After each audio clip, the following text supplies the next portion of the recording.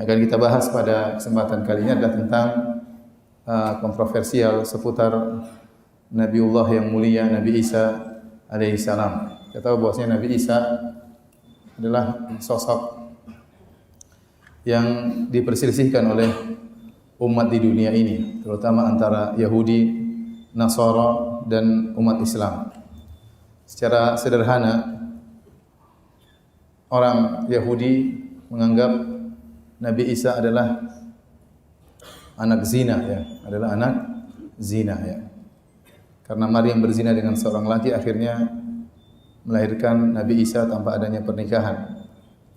Dan sebaliknya, di sisi yang lain orang-orang Nasara berlebih-lebihan sehingga menganggap Nabi Isa sebagai anak Tuhan atau dia Tuhan yang sesungguhnya, jelmaan Tuhan, atau dia satu dari yang tiga, Trinitas, ya.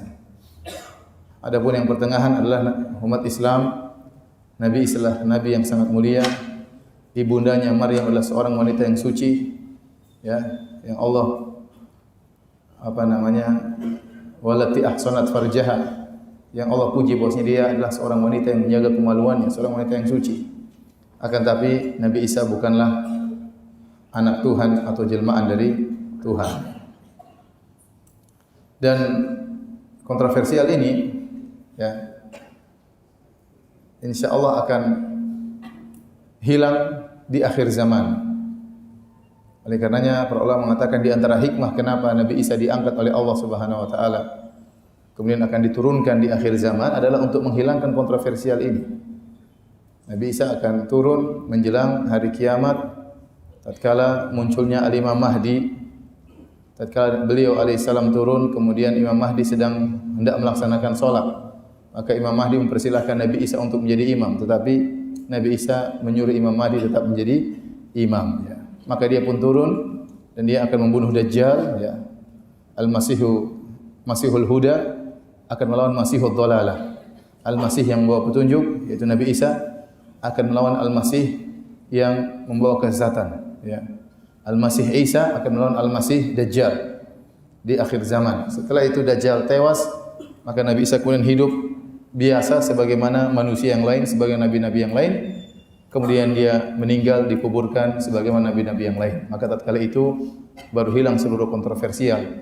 Yang benar Nabi Isa, ya, adalah seorang nabi mulia, bukan anak zina dan juga bukan anak Tuhan. Kita mengatakan, wahai orang-orang Nasara, masuklah Islam.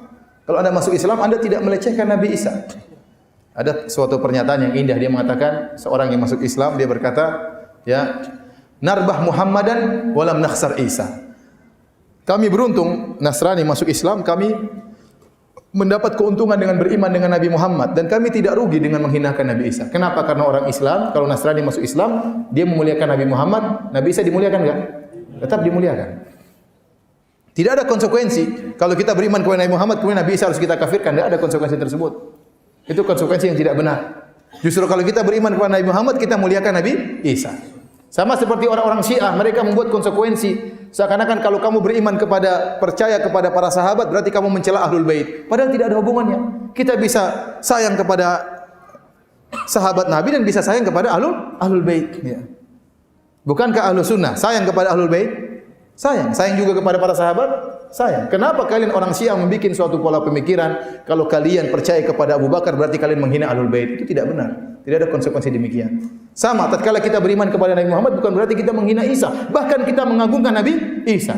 Betapa banyak Nabi Isa dalam Al-Qur'an diagungkan dalam Al-Qur'an oleh Allah Subhanahu wa taala.